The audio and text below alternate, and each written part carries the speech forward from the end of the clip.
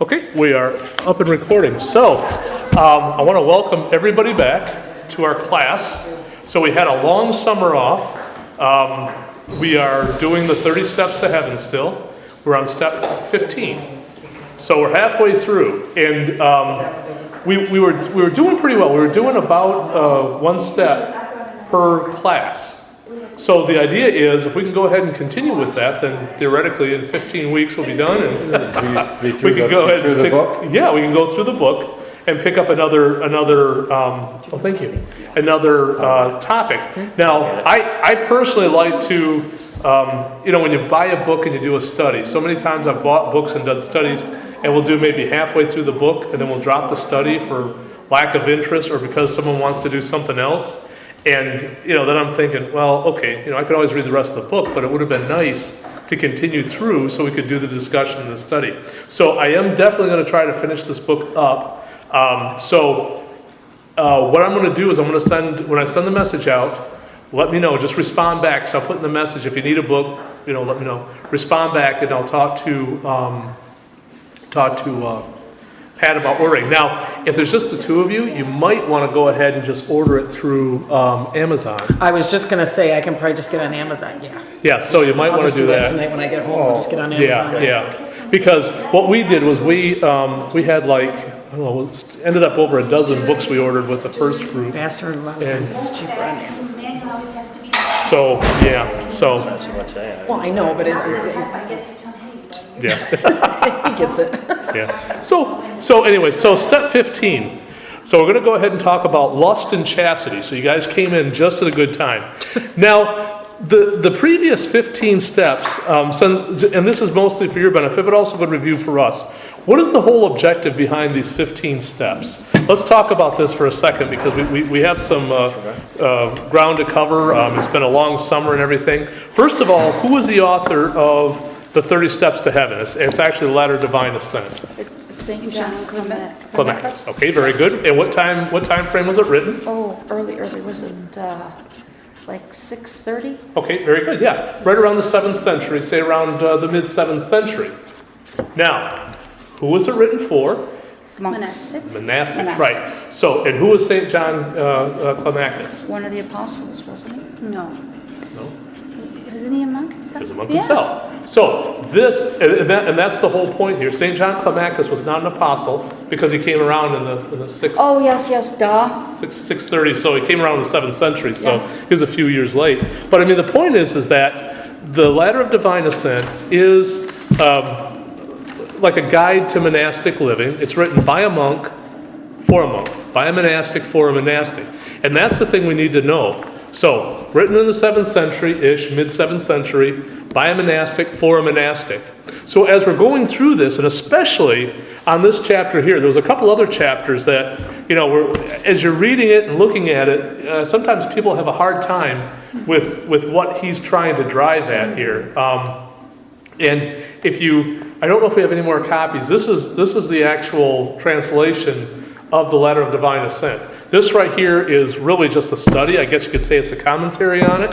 And another good one I liked, actually, this one, is Ascending the Heights. This is shorter, and he's got some very good, quick insights into what St. John is talking about. So this right here, I think, and this is by Father John Mack, and this is a very good book too. So there's some decent commentaries out there, and I think the benefit of the commentaries, rather than going straight to the source, the translated source, is that these are written, like in this case, Papa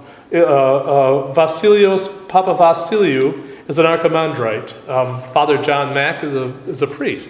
So they can go ahead and kind of temper, I guess, and provide insights, pastoral insights, to some of the things that St. John Climacus is talking about. So even though it is pastoral, in a sense, that what St. John Climacus has, it can be, you can kind of lose things in, it's like another forest for the trees, right? Because he talks about a lot of topics that are very unique to the times and to the place, which would be the 7th century monastics. So it's very unique to them. So when we look at this, we say, well, gee, that doesn't really affect me. Well, with the commentaries, they can kind of bring that out. And as we do the discussions, we'll bring those out too and say, so how do we apply this to our lives? Is there any application? Maybe there isn't. But is there some applications that we can find? It comes back to the question, why would we study the ladder of divine ascent? Why would we even study the Bible if we say that this was written by, these apostles back, in the first century, right? By the end of the first century, the canon was closed, the authorship of the canon was closed. So what's the value of it today?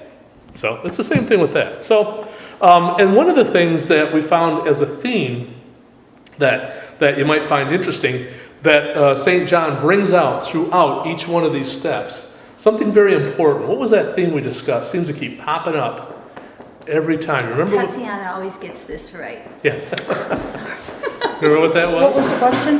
What is the theme? What is one of the main driving forces that St. John brings out in every one of the steps? Something that we need to remember, and it's something that we talked about way back in the very beginning. It's attainable. No? No? Take a look at step 6. What was step 6? You take a look at here in your text. Remembering our mortality. Okay, remembrance of death. Remembrance. Right? Remembrance of death. And remember, that was way back on step 6. But it was still a theme that was kind of woven in. And each time, as he talked about every one of these different He different brought things. death into this. Our bed is our grave. Yeah.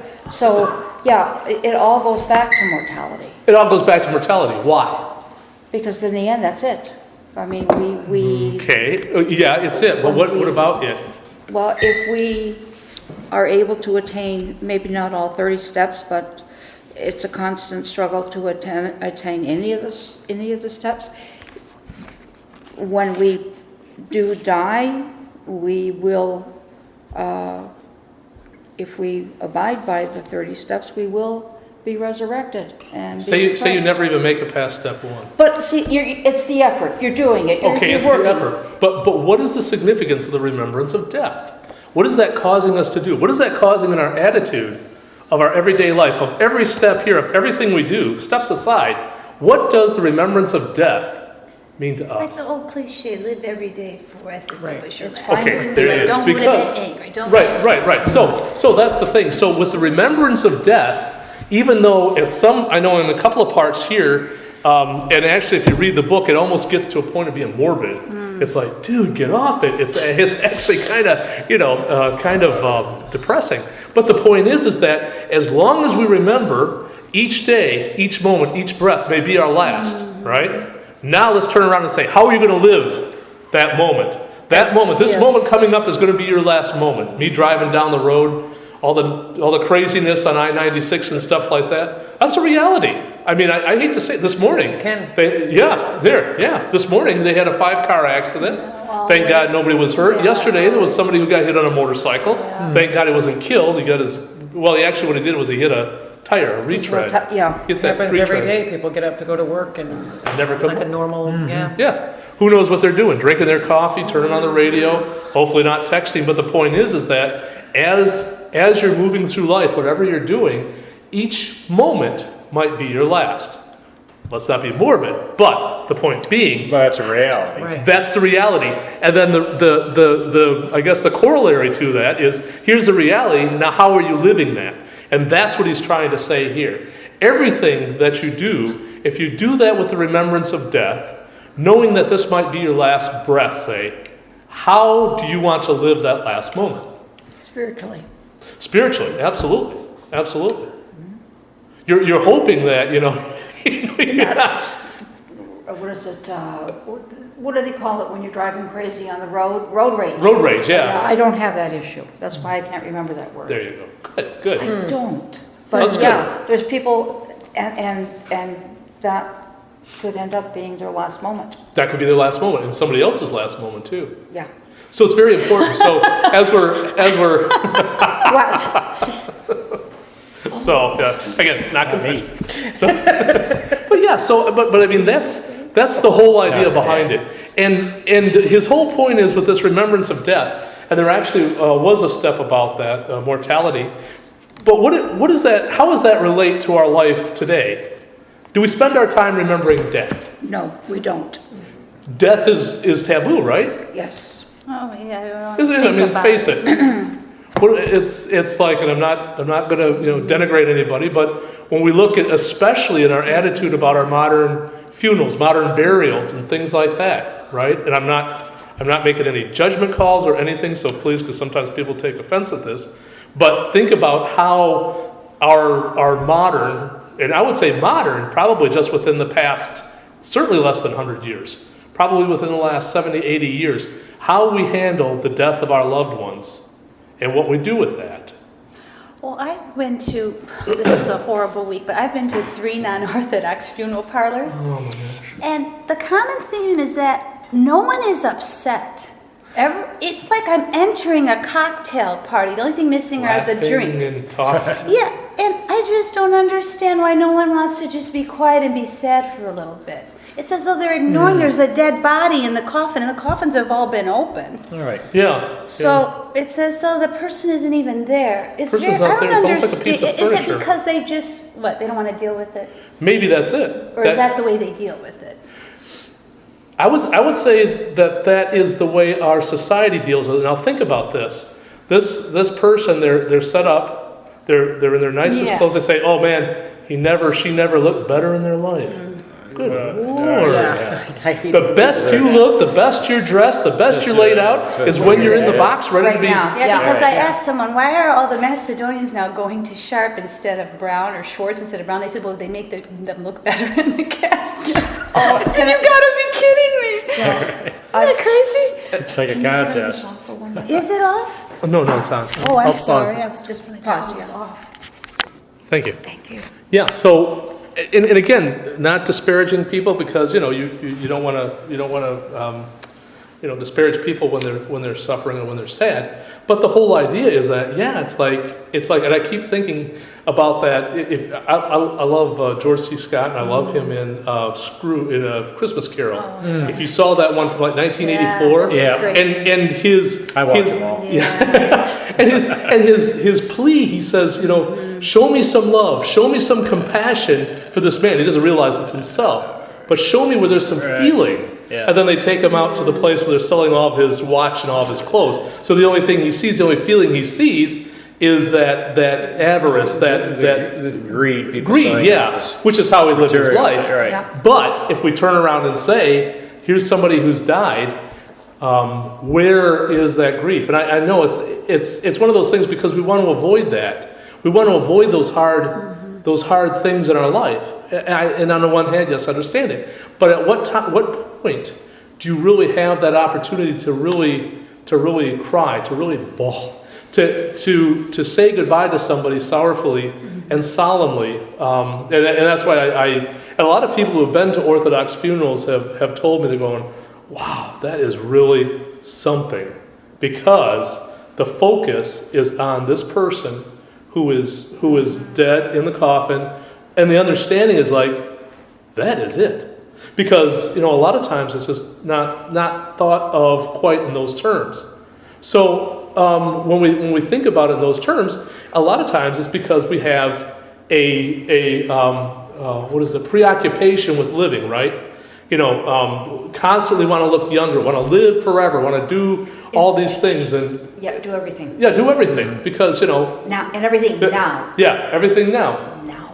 And that's why. So we all have to be young. We all have to live forever. So to turn around and say, here's somebody dead, that is facing not only their mortality, Ours. but ours as well. Especially if they're younger than us. Yeah. That, like a few years, oh my, so young. Yeah. And you say, Yeah. well, But if you truly have that deep spiritual faith, it's never a happy thing, no. but You don't fear it.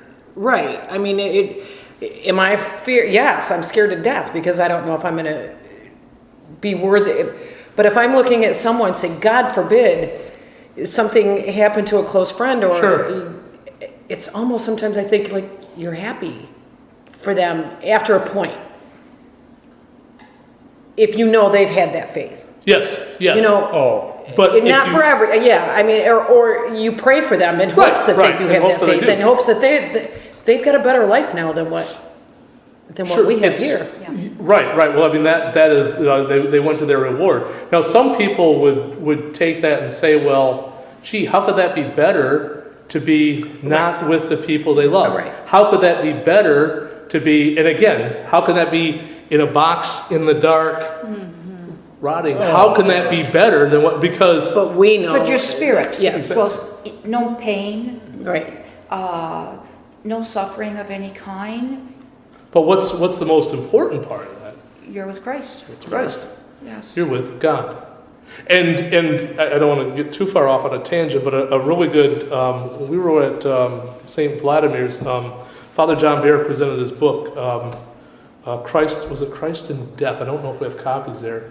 But his whole point is that to become fully actualized or to become a true human being, you need to pass through that.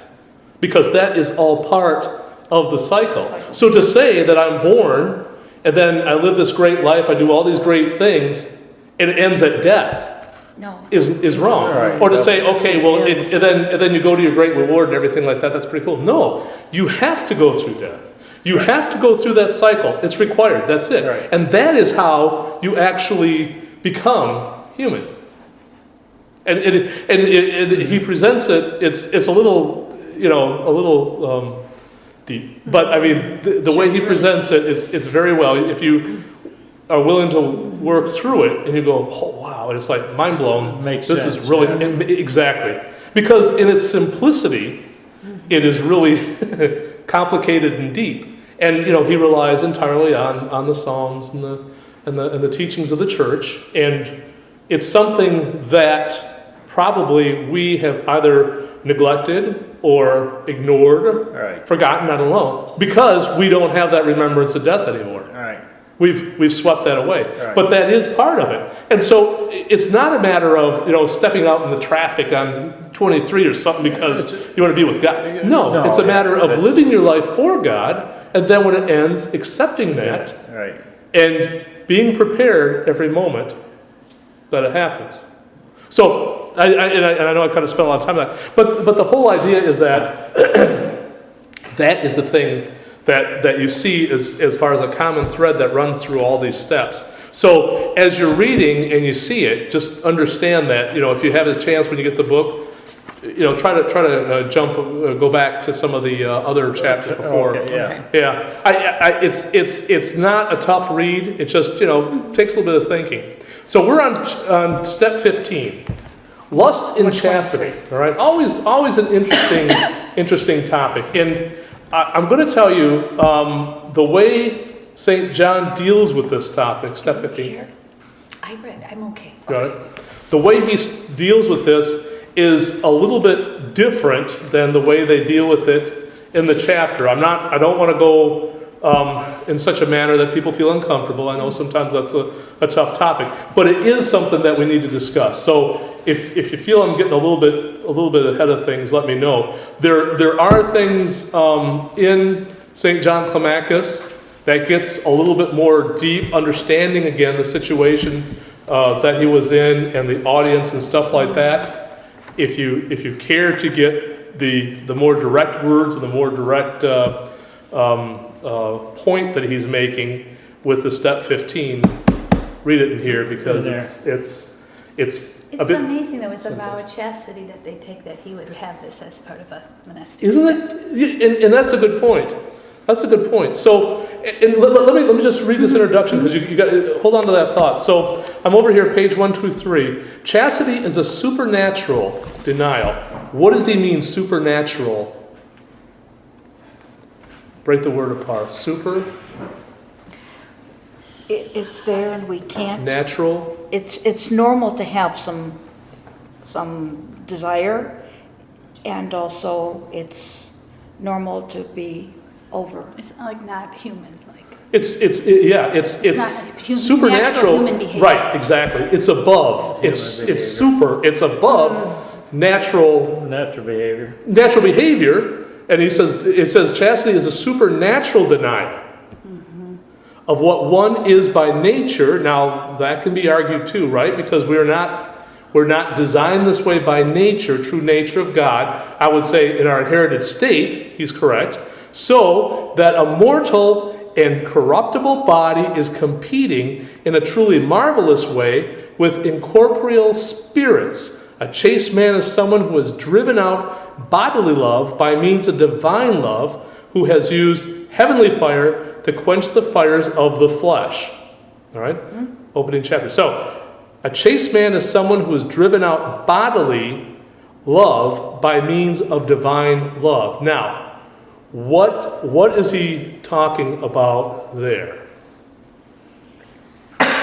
You're, like for a woman, your groom is Christ. You marry him. That's, Okay. you give yourself to him. Now, okay, great. So, in the situation I of, guess the men have to give themselves to him too.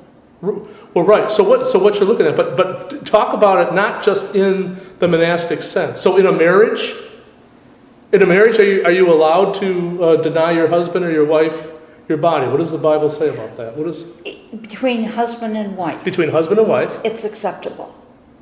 acceptable? It's all right, you can. All right. Well, what did I read here? Between You're not husband and supposed wife? No, you're not Here. supposed to. No.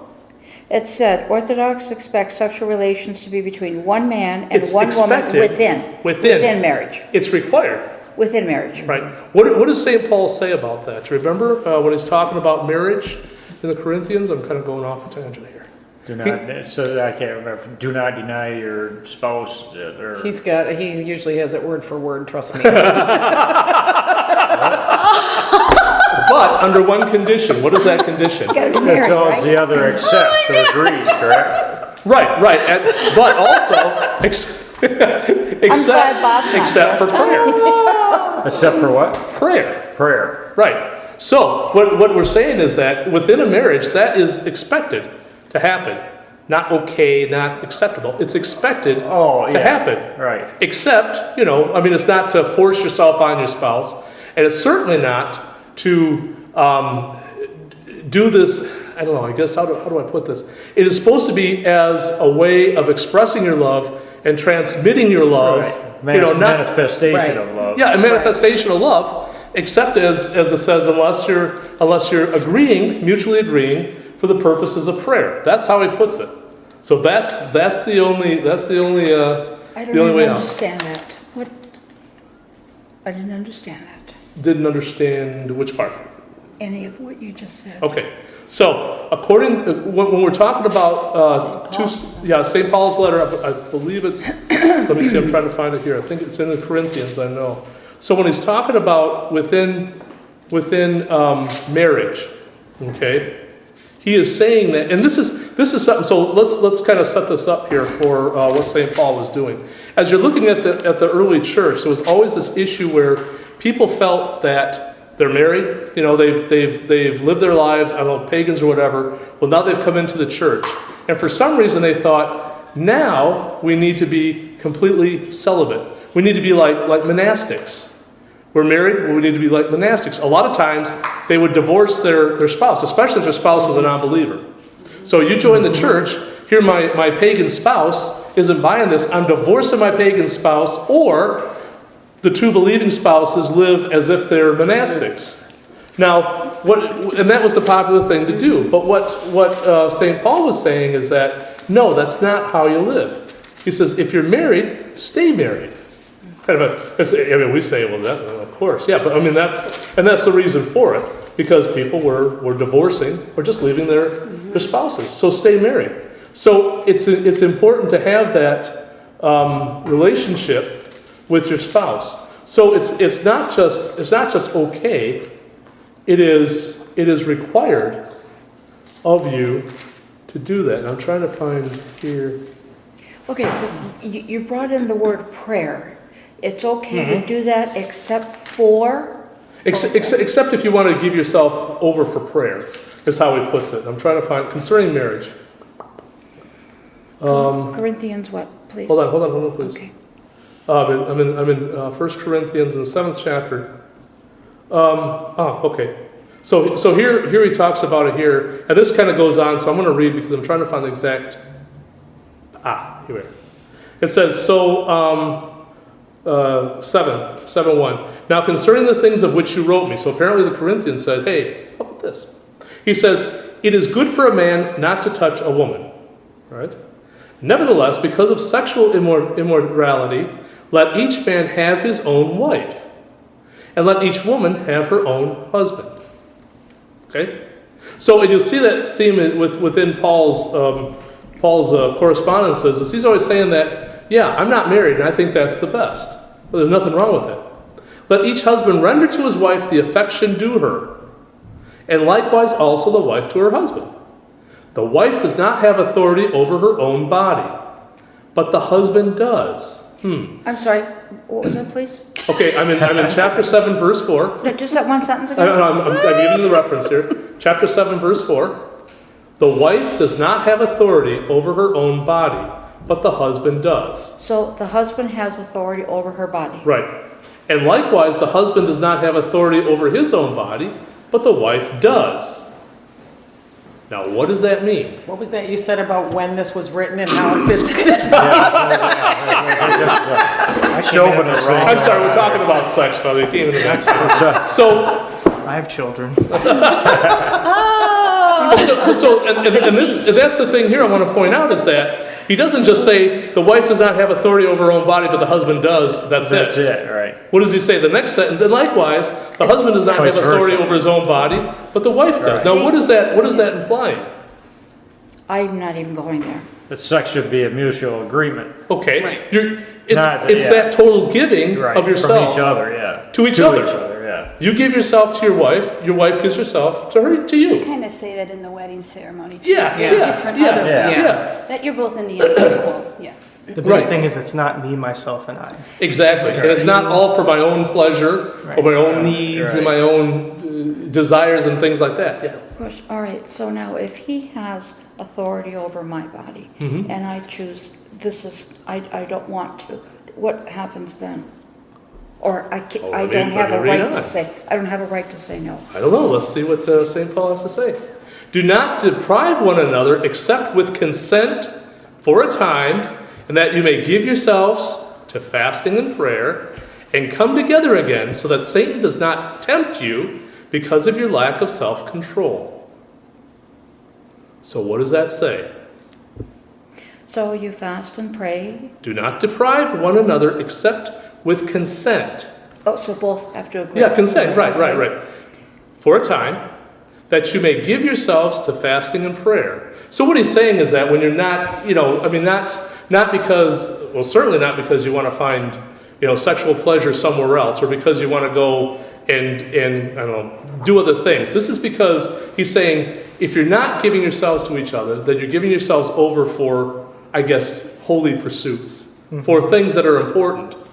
And certainly fasting and prayer is important. I mean, you don't want to interrupt those kind of things for sex. I'm coming Yeah. in late, but have you talked about the connection between fasting and Nope, haven't got that far yet. so? And we're going to do. We just actually all we did was just read the opening Oh my goodness! Okay. chapter here, and then we're diving already into this. He says, and so that's the whole thing. And the reason he's saying this is says just for a time, a stated time, not forever, and for fasting and prayer. For more spiritual pursuits, and then come together again so that Satan does not tempt you because of your lack of self-control. That would be for the other spouse or for yourself. For both, yeah, Both of you. Okay. for both. Now, Now, does that make sense? I mean, it's not. It makes sense, right? A lot And that's the of whole times thing. that really does happen in marriages. Oh, absolutely. People feel that they're not getting that satisfaction, however that's defined. But I mean, they're not getting it. So what do? They go find it somewhere else. And it could be because husband's pushing the wife away for whatever reason, vice versa. There's all kinds of things. I don't want to get into marriage counseling, sex counseling, stuff like that. I'm just talking about specifically as we went into that tangent, what it says here in Corinthians relating to that relationship. Because again, his discussion here, and we will tie that into fasting and the overall idea of chastity within the church, but specifically, if you take a look in the latter as you're reading it, you'll find that it is very much directed towards sexual impurity and some of the other things that are related to that. Some of the things that certainly people will go through, monastics and I guess everybody, as far as that sexual frustration and those kind of things. I thought that So- that chastity had nothing, we all read in that had nothing to do with, well, it's not everything to do with No, it's Sexual impulse. No, it's not. It's not. Right. It's not. But what I'm saying is, if you read this right. without this filter, Oh, okay. Then in it my makes humble sense. opinion, you're going to get a completely different idea. At least I did. Right. All right. Because as you're reading this, and like I said, I don't want to go into some of the details. For monastics. It is, yeah. It really Because he was dealing with something a lot different. Now, you're absolutely right. He does say, and let's go ahead and talk about that, as far as the chastity goes, because most of the time, as we look at this, and he comes right out here and says that people tend to think of chastity in purely sexual terms, as a virtue opposed to sexual depravity. So when we say chastity, what do we think? It's like the total opposite of depravity. Right. But it has a deeper meaning than this. It is worth noting that in Orthodox marriage service, we pray that the newlyweds live in chastity. In Greek, they call it, sophrosini? Yet, in the very same service, we pray numerous times that they may have honorable children. And he asks the question, how can a couple live in chastity, sexual purity, and yet have children? Well, the chastity Question. has, I don't know how to explain it, I know. No, go ahead, give it a try. I mean, it sounds to me like it's a contradiction, a paradigm. What But is you're that? looking at not the dirty, I don't know if that's the right word to use, but the dirty, evil, sexual lust part of it. Yeah, Okay. As opposed to the pure love, procreation. Well- of a couple. And well, not just but your love for each other and in the church. Not just the sexual, dirty, nasty things that, Like, Well, put it on- people you know, turn yeah. relationship into, Well, sex. Saint into- John, especially in this book, really highlighted it well, that chastity doesn't just have to, and he said it, doesn't have to just do it with sexual impulses, it has to do with purity of the body. right. So that could be an we have the sin of gluttony, but using food for improper purposes or overindulging in food can be a form of, you could stretch it a little bit, but you could call that a form of unchastity, or not being chaste. Things being Right. chased, right. And that is why, as you're struggling with this, it's probably a good idea to turn around and say, okay, well, what does chastity mean? What does chastity mean? And it does purity, but it manifests itself differently in a marriage as it would in a monastic environment, right? It's like the old saying that people say all the time, there's a big difference between sex And and love. making love. Yeah, There's a exactly. huge difference. Exactly. And that is the whole, and that's a good point, and that's what it is. What it is to be chaste is to allow yourself those things that are right and do those things that are proper for you spiritually, physically as well, but also spiritually. Because people can say, well, okay, if it's good within a marriage, then we should have sex all the time, just as like we're talking about here in these verses here. Well, we should have sex all the time. It's good, right? Then well, it's a gluttony. Exactly. Exactly. It's unchaste And unblessed. and unblessed. And also, as we're looking at that too, if we're looking at that chastity within the marriage, what does that mean within the marriage bonds? What was your question? So what is chastity? What is chastity within marriage? What is chastity Within marriage, sexual. We've always said, well, chastity is not having sexual relationships. Okay, well, that might be an easy definition for a monastic or someone who's not married, who should be practicing, not practicing fornication. But how about within a marriage? Spiritually taking care of oneself and each other. Okay, yeah. Yes. Well, but I think it has to do with the union of the couple as well. So it's you talked about earlier about it being mutual and not used as a lot of marriages break up because one person has this unhealthy desire for Yeah. sexual relations and the other one has a normal desire and it gets the unhealthy one is the one that ends up breaking it. So maybe that's kind of what they're Sure. Well, they're couldn't talking it about. be a person has a normal desire and the other one has no desire? Would be the same thing. But it's still, Along there's the a, same there's, lines. there's a difference though, is the point I was trying to make though, you know? Because I mean, even if you have, if you don't have a desire, then there's still the sacrificing, remember it's a mutual thing, so out of love for the other person. So there's a sacrificing of that, and then, but just the same on the flip side, if there's somebody that has an over desire, they have to sacrifice their Right. desire to find a balance. So there has to be it has to be an even thing, and that's probably what he's talking about in that Yeah. book with chastity within marriage. And Sure. Within And, those and I like the way he puts it here on page 124. He says, and he's quoting from St. John here at the top of the page. He says, "The chaste man is not someone with a body undefiled, but rather a person whose members are in complete subjugation to the soul." Then the author goes on here. He says, "Chastity must not therefore be understood in terms of celibacy." Right. And that's sometimes where we get the two things confused. You know, we say, well, if you're living a chaste life, then you're living a celibate life. That's not necessarily the case. But in terms of controls over one's sexual impulses. And again, that gets back to gluttony, or what was some of the other steps here? Sloth, anger, right? We talked about that. we spent 2 classes talking about it. We couldn't get enough of that. Mourning, all of these things, everything, and he brings that out. There is the healthy expression, the healthy understanding, and then there's the extreme of one side or the other. If you have somebody who is, like we talk about mourning, the remembrance of death, right? And if we have somebody who is, on the one hand, always living like, I mean, who wants to be around that person? No joy in life because I'm going to die. I mean, I'm just here to die and something Always like that. sick, always dying, Yeah. always complaining.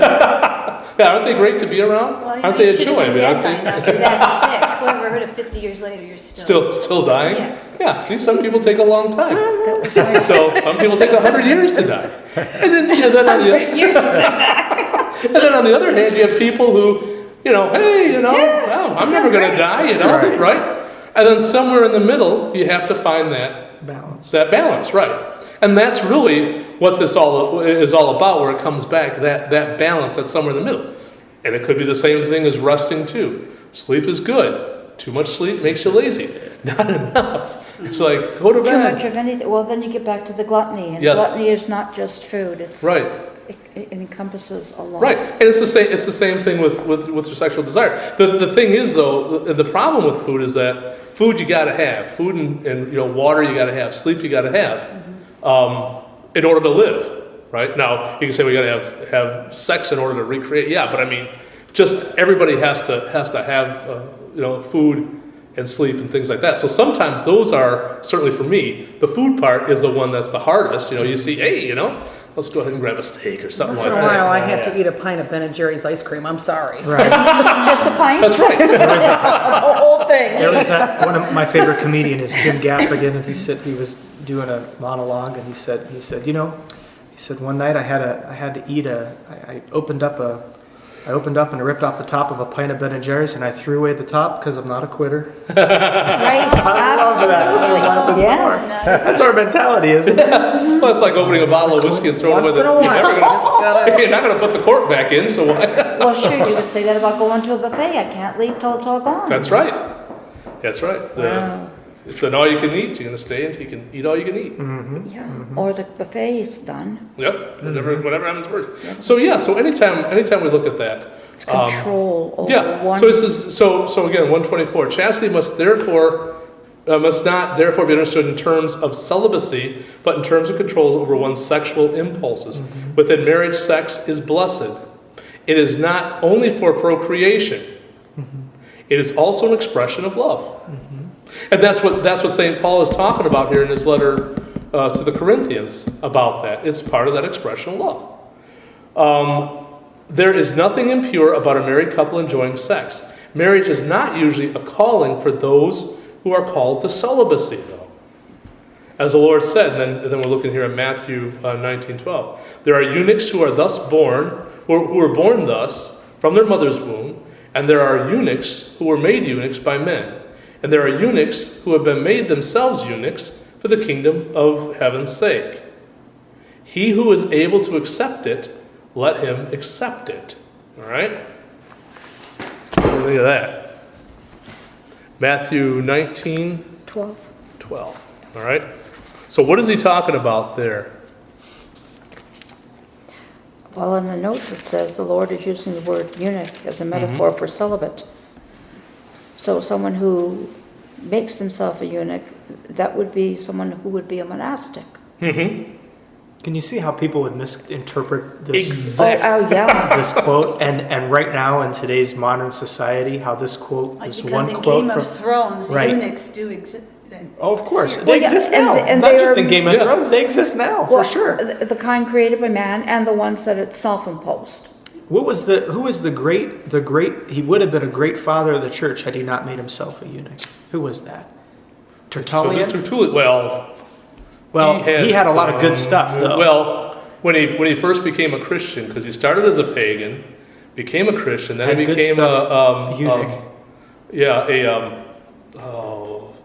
Starts with M. The Montanist. Montanus, yeah. And then he became a super Montanus, then he became a Tertullian Montanus. He went way off the deep end, but you're absolutely right. Yeah. But his early That was writing- one of his big things. That right in his early writing, he made himself a eunuch for in the name of Christ, and, Right. and he was kicked out of the church for such things. But you could see how without the context of the church, this is a prime example of without the context of the church interpreting Scripture for you, how it could be taken out of how it could be taken way out of proportion. So Exactly. this is being used right now against Christians who are fighting against transgender and different things like that. This Oh, really? They're oh yeah, saying, oh yeah, this so verse, they've had eunuchs, it's yeah. there, yeah. And that's why I wanted to find it here, because that's what the notes say here as well, is that they're not he's not using that literally as being castrated, all right, as a eunuch. They're saying that those who are celibate, and that's a matter of choice. I didn't mean, but just I want to make a correction. I didn't mean the transsexual. I meant the ones that the ones that want to make themselves from a Transgender? transgender, Transgender. where they want to make like Bruce Jenner. Yeah. Yeah. Yeah, like the Bruce Jenner type would use Caitlyn. this as a To say, oh, okay, to to say, say, oh yeah, it's okay Yeah, to it was make yourself okay. one. Yeah, but yeah, again, you can argue, well, but again, what is Christ saying? What is the purpose? I know. Yeah. But I said something different when I was saying it. I Oh. want to make sure that I clarified that it wasn't. Oh, it's when it's transgender. Yeah, I made a Because word it's being error. recorded. It's Yeah, being I know. recorded. That's why I want to Yeah, we post it on correct there. it. Yeah. So and so as we're looking at this from that standpoint, I guess if you take a look at it from the kingdom standpoint, you say, how does that manifest itself in the kingdom? What is the benefit, I guess, of celibacy? We'll just use the term celibacy within the kingdom of God. What is the benefit of that? Well, maybe there is none. You just got to do it because it's tough, right? You mean Just like here why can't I eat here an on egg? Earth, you mean, or Yeah. For something forming to God's kingdom. aspire to? Well, to- it's- as an Okay. example. Well, it's what Christ says, is to deny yourself. Sorry, self-denial. Right. And what is the benefit to the church of having that? What is the benefit of the church of having people live a chaste life? It's like What a is it? fast, isn't it? Okay. Benefit for the church? Yeah, is there any? Well, living a chaste life would improve your spiritual life, which would improve the spiritual life of the parish, the communal spiritual Right, life and as well. and the church overall. Right. That's my whole point. So the point is, it's not something that Not just is about you two. It's about everybody. Exactly. The whole. Exactly. It's about, in the bigger picture, this whole thing about this chastity, about controlling the lust. I mean, we, like I was going to say, it's like, why can't I eat an egg during Great Lent? Why can't I eat cheese during Great Lent? Right. That's silly. How is the church going to benefit that? Why can't I? I mean, if it's okay with my wife, or my wife doesn't know, why can't I go running around? What's the church? It's my business, and nobody needs to know about it. I'll take care of it with God, right? Me and Jesus. We'll figure it out. But the whole thing is that you're looking at it from the bigger picture, and that's what Christ is talking about here too. In the bigger picture, There's a greater accountability. exactly, a greater accountability. It's like a form of discipline, almost. Not discipline, but Okay, it's a discipline, but why? Obedience? obedience. Obedience, Yeah. but Yeah. why? It's part of loving your neighbor. Well, Yeah. because this And- is what St. John Clemente says we need to do. But it makes you appreciate those things even more. Okay, yeah, it makes you appreciate it when you are able to have those things that you're denying Yeah. yourself. But if you're thinking about it in terms To of count your living, blessings even more. Right, You yeah, You yeah. are blessed to be able to have those things when you can't have them and you realize, yeah. But I mean, what it is it's building up that discipline, that anticipation. But also, what it is again that looking forward to the kingdom. Mm-hmm. Because it's setting up those expectations that you're not living for everything right here and right now. So it's the whole chastity, the whole idea of the self-denial. A lot of people would say, well, that's pretty stupid. Why? Hi. but I don't think until for some people, until they've actually been through that or done that, then I don't think they fully appreciate it. And I think you're right. Because just as with chastity or with anything else, if you come by to someone and say, hi, tonight we're going to talk about self-denial, and you're going to go, you know what? Yeah. And oh, by the way, for the next 40 days, no meat, no cheese, Right. no entertainment, right? I mean, no alcohol. I mean, other than within the restrictions that we have within the church. You are not going to go out Friday night and party with your buddies like you normally do. You're not going to go out, have the burger and beer and stuff like you normally do. You're not.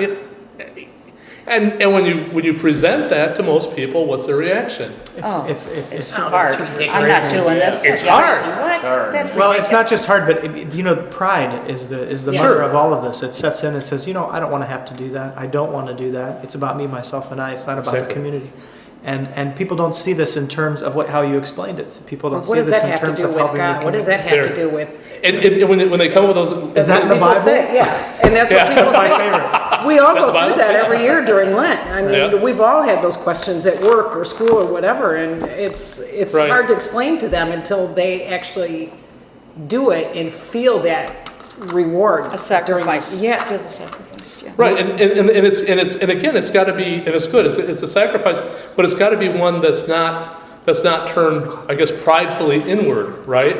So Right. what do we do? Don't we all like to come down here and say, yeah, let me tell you about my fast, Yeah. and how hard it's been and all this Right. other stuff. I mean, isn't that what we do? Then that's No, then no. you It's a temptation You- because we want people to know how tough it is and how hard we're working towards Right. it. But I don't tell anyone I I'm don't tell- ever I don't- fasting because if I slip up, then they're going to say, So I never tell let's see with that Big Mac, I know. the drive-in. It's like Putting cream in my coffee. It's a vegan burger. It's a It's a vegan vegan Big burger, Mac. yeah, that's it's right. a vegan Big Then you get caught licking your fingers before the blessing. Yes, you did. oh no. I forgot about it. Now I remember it. See? Yeah. Oh, It's good to have confession, yeah. But I mean, I'm just carried away here. But the whole point is that this is a personal thing. Anytime we work at these ascetical achievements, whether it is chastity, deals with chastity and lust, or gluttony, or any other steps here, right? These are for whose benefit? All of us. All of us, right. But there's no real benefit if I stand up here and start, okay, let me tell you how good I've been doing, because Right. Or complaining about it. you've already received your reward, exactly. So there's no need to brag about it. And the thing is, I truly believe, and as we, if you've, I know Father going over to St. Tikhon's there and having the monastery there, you can see people who live that life, and they don't need to brag about it because it's kind of obvious. The people who are the real spiritual warriors, the ones who are working very hard, I don't know if they succeed, don't care, but the ones that are working on it, those are the ones that you can tell, and they don't need to tell you, And to your point too, secular society would scoff at this, but a lot of Orthodox Christians or Catholics, whoever, go to monasteries because there is this real spiritual wealth that you're talking about, where they're living a life with using these different virtues, and you could feel it when you enter. And people go there for a recharge. Yeah. I mean, you enter into this Could feel church, it, yeah. and there's a major difference in entering a monastery church with a very good, monastic community or a community of nuns, There's a big difference in walking into one of those services and walking into a parish. That's not to say we don't have beautiful worship, Well, and no, stuff, but it's a different feeling. The atmosphere is different. The ambiance, all of it, the clothes, That's what I felt the quietness. Huh? That's what. Well, you see that, like when we go to Rise Junction. Right, you have chatter I know, here. but Right. just It's the ambient when absolute walking quiet in there. there. It's You experiential. feel like you're in heaven. It just, the But now you sense. know. But now you know why is because there's a real. It's not just because they have a lot of money and they can make everything look good. No. But it's because of the sacrifices The of the whole, community. all of the, yes. There's a real wonderful spirituality that surround most monasteries. Because you can also walk into a monastery that's not following those things, and you could feel it immediately. You could feel it immediately. If there's some tension, if there's some disunity within the brotherhood or the sisterhood, even without knowing anything about the monastery, you'll go in and you'll know it immediately. You'll feel it. It's a very spiritual, mystical thing with monasteries. I've So not that was a great. experienced that one. Yeah. I thank God that it's only happened to me once, and it's not with a. I don't want to talk about it. But, No, But that's you fine. could tell. You could tell. Oh, yeah, So- I appreciate it. So, in on that, page 125 down to the bottom, anyone trained in chastity should give himself no credit for any achievement. For a man cannot conquer what he actually is. When nature is overcome, it should be admitted that it is due to him, capital H, I am, who is above nature, since it cannot be denied that the weaker always yields to the stronger. So we just got talking about that, and in fact, in the opening paragraph on 1, 2, 3 that I was reading, chastity is a supernatural denial of what one is by nature. We'll say by the fallen nature. And then he turns around here on 125 and says, and if you are able to live that chaste life, now again, he's referring mainly to the monastic, so we're probably looking at more than just chastity, probably a completely celibate life. But if you're able to live in chastity, then it's no credit to yourself. And I would say still, if it's even if you're able to live the fast faithfully, if you're able to, any of those ascetic endeavors, those should be no credit to yourself. Although we'd like to take some credit, we like to smile and say, hey. But realistically, it is from God who's able to give us that, to be able to deny those things that are part of our fallen nature. Uses the power to do it. Right. Exactly. I really want to touch on before we. I don't know what time you started, but the fasting part. Mm-hmm. This is some ammunition for you when you do get those people that say, "Well, why is this important?" The church, and we'll talk about the connection between food Mm-hmm. and all the passions: anger, lust, melancholy, sloth. All of them are connected, and the church fathers knew this. 15, 16, 1700 years ago, when the canons of the church were made and these fasts were instituted, these were very important. That what happens when you eat a big meal at lunch, full of a lot of starch and stuff? You're tired, you're useless. When you fill your belly up and have a huge meal right before you go to bed, you're more prone to lust and anger. These things are food has bad dreams. Food has chemical reactions that do things to your body and make you act certain ways.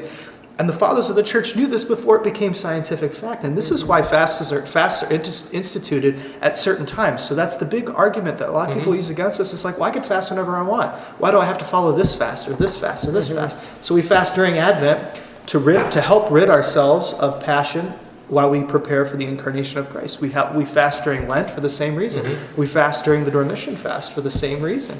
These are scientific reasons why you do it at certain times. And that helps. I've explained to a lot of people that, and it's helped. I know you have a question.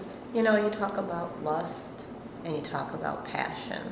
And you talk, when you look upon, the human lifespan, and we all know that, there is a human function to procreate so that you can, of course, create, more human beings.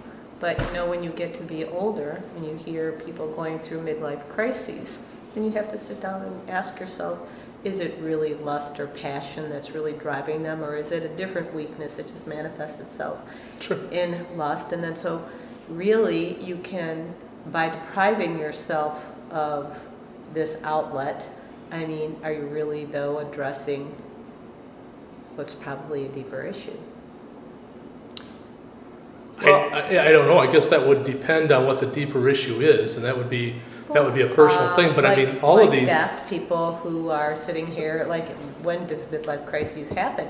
50 on up, and they're now on the other end of 50 saying, oh, I'm gonna die, so, and how many years do I have left? So, I mean, how do you address those needs except for that they feel, oh, well, I have to recapture my youth, and therefore, what are the, okay, from that standpoint. And it's interesting you mentioned that, because we spent about the first 15, 20 minutes. I apologize. No, that's okay. Wait, you The first answered 15 that or well. 20 minutes talking about the remembrance of death and what that makes us do. Remember, we talked about that. Right. And that certainly, I guess I didn't think about So, but midlife some crisis. people look at it that, we're Exactly. told to look at it that way. Some Right. people looking at death that we gotta As a really young go for. I person. missed Right, time right, something. right. As a And- young person, especially in today's society, like people didn't live beyond age 20 or Right. 30. Mhm. So yes, to procreate, that was the first primal drive that most, young people probably have. But how do you address a situation where really that's not the issue any longer? Maybe you've already had your kids, that's done and gone, and now you've got, other issues that are on your mind. And so how does fasting and keeping yourself from what would be, I consider, superficial symbols at that stage of your life, as opposed to in helping. We talked right before you came in, we talked about how it's not just about the individual. So you do these things and you improve the virtues in your life for the health of the community. And that's something that's missing from modern theological thought, is that it's all about what are you doing in your spiritual life to make yourself on a path to God, and it's all about the individual. Where we were talking about, and I used that example of the monastery, how when an entire community are doing the same type of things and trying to live virtuous lives, there's a real aura that surrounds that, a real physical aura that surrounds that type of life that helps the entire community, not just an individual. So I think that's what we kind of talked right before you walked in about the importance of doing these things and living a virtuous life, not for yourself, well, for yourself certainly, but more importantly, for the spiritual community that you belong to. So, improving your spiritual life helps the community as a whole, not just yourself. So I think I'm a little bit failing to understand your question, but I hope that kind of cleared a few things up. No, I mean, of course, everybody, if you develop yourself, then everything radiates out from you and affects everything that is around you. Right. I just, for a young person, like I have two sons, one who's 24 and one who's 21, and of course they're out there, and there's the female population, and what you're saying about denying yourself these things, it really helps you focus and improve the quality of who you are as a person rather than being driven by hormones. That totally makes sense. Right. But then you think about other people, and men don't have those, or women don't have those drives in their life at that point in time, except for to somehow improve the quality of their life in a way that's meaningful to them by pursuing those, because that's really Just an outlet. So you're talking about more of a mental. because this is trying to good for relive here. that youth back in the day when I had the raging hormones. I couldn't help myself. I was, Right. Now I don't have those raging hormones, but I still want to What get do out you there. what do you tell the person who might not have all these, lusts and passions? Where is the fasting going to be helpful to that person? Well, but it's not just fasting isn't just about curbing lust, though. It's about curbing. I came in on that. I know. Yeah. But that's what I was trying to. Fasting is not just about curbing lust. It's about curbing all of the passions. So when you're older, you get more cranky and stuff. Anger. So some people do. They might be. No, I don't. Well, I don't. I didn't. Did I say you were older? I didn't say you were, I'm just a little older than him. but it helps to curb anger. It helps to curb slothfulness. It helps to curb a lot of passions, not just lust. So lust, when you're older, and that's not as important, it might not be a big a big passion, but there's still other passions that you're always going to be fighting with throughout your entire life. A fear of death. You know, prayer and fasting will help you defeat a fear of death. Because why do people fear death after a midlife crisis? Because they're attached to material things. They're not thinking about the life that is to come. So Right. fasting will help you with greed. Fasting helps with greed because it makes you think about things that aren't material, not of this world, but of the future. So, you know, fasting is appropriate for people at all stages of life, regardless of what passion you're fighting against. You're always going to be fighting against a passion. Just because you're old and listless and you don't care. Well, listless Don't is a look passion. at me when you say I'm not. I'm that. looking at everybody. God, did you see that? But I Like think right what you're there? asking, and I could be wrong, is that I'll get a selfie. when they're younger, they have those hormones and they have that drive and they're doing that. But then when you get older, I'll point at myself. But what you're saying is that when you get older and you lose that desire for whatever reason, Right, whether right. it be hormonal or medications or whatever, is that Well, yeah, I mean, I can sit down and, you know, I'm sure as, you know, you get older, your hormones start to go down. This is all biological, you know, so then if I'm fasting, then as far as chastity is concerned, well, is that really such a great sacrifice? I don't need that, you know? but it might not- Other things, but yeah, and so how yeah. is that But you have to really look going at to it- improve It'd be me the same thing if I'm spiritually allergic I to don't cheese have and I give You up have to look at it cheese. as a Yeah, whole. it's not- It's a big deal. Exactly. But no, but that's not the whole point. Is necessarily what you're giving up. It's the fact that you are. You are giving And this is a passion, a drive that you have. Right.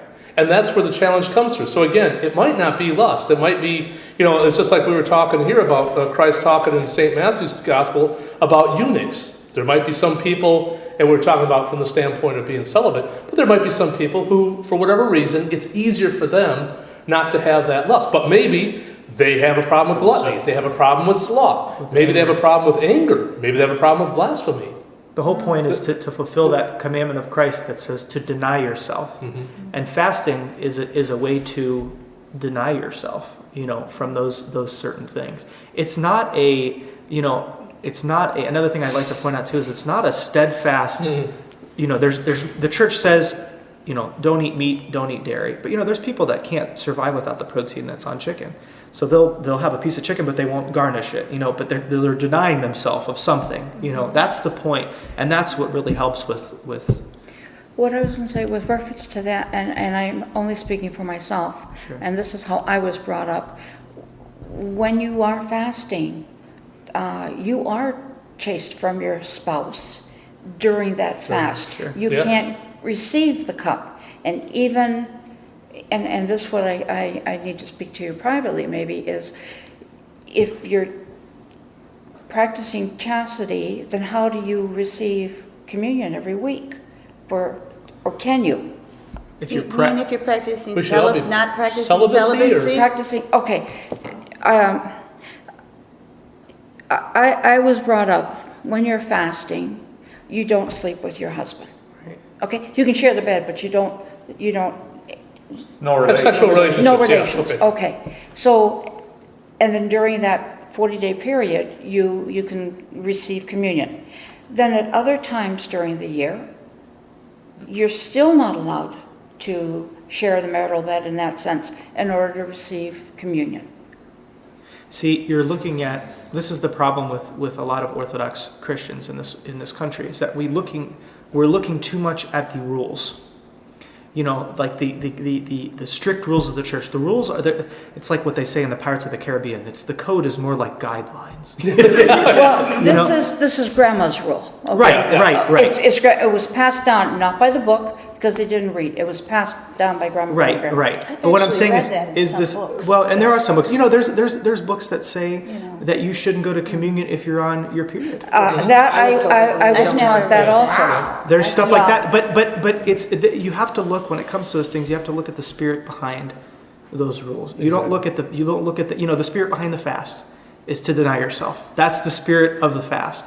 Now, what if if you're a person that you have eaten nothing but you know you're just, and this is my first year of being Orthodox, and I really want to enter into the fast this year. Okay, I'm not going to do a good enough. I'll last for 3 days if I go with completely getting rid of steak, chicken, meat, dairy. That's not healthy for somebody that's just coming into Orthodoxy because they've never done it before. So those people will deny themselves. They'll develop it. So they'll say, you know what, I'm not going to eat meat on Monday, Wednesday, Friday, but on Tuesday and Thursday, Saturday, Sunday, I'm going to have it. And then the next year, you slowly work on it. We're so obsessed with this pharisaical mindset of this is what we have to do, this is how we have to do it, this is what we have to do. And those rules are put there, the rules and guidelines are put there for a reason, to help us in our spiritual life. Plus, what would you do if you were married, if they were married to a non-Orthodox? Which is difficult, Yeah. yeah. Or to a convert, like I can eat, I was brought up on olives and bread for my lunch in my lunchbox. Yeah. Do you think I can give Bruce Watson olives and bread? But you have to, this is why having a Only if it's in a martini, right? Is that allowed? I need to cut out the bread, Rebecca. This is why having a spiritual father is so important, because they're the ones that ultimately set they talk to you about what you've done, where you've been, and then if you have struggle with fasting, there's a lot of people that really struggle with fasting regularly during Lent, and so you take and that goes with anything, prayer. There's monastic prayer rules that if we really were devoting our time, our full time and attention, we should be doing, prayer every 3 hours, but that's just not practical. So, and people aren't used to that. So, you start small and you build, And, just because the new convert who's going to be chrismated, they can't, some people are gung-ho and they say, we're going to go do this, we're going to go do this. And sometimes I'll tell them, it's like, I appreciate your enthusiasm, but in order to make this work out, Slow down. slow down, pace yourself. That's very important. And I'm not saying that we should throw out the rule book. I'm not saying that by any stretch of the imagination, but it should be followed with guidance. Well, it wasn't, and I can honestly say this, it wasn't until I was in my later years, almost my senior years, where I sat down and was able to speak with somebody in English, right, and be taught, and then to try and share this with my mother or my grandmother, and then to try and unteach what I've taught my children based on what I learned from them.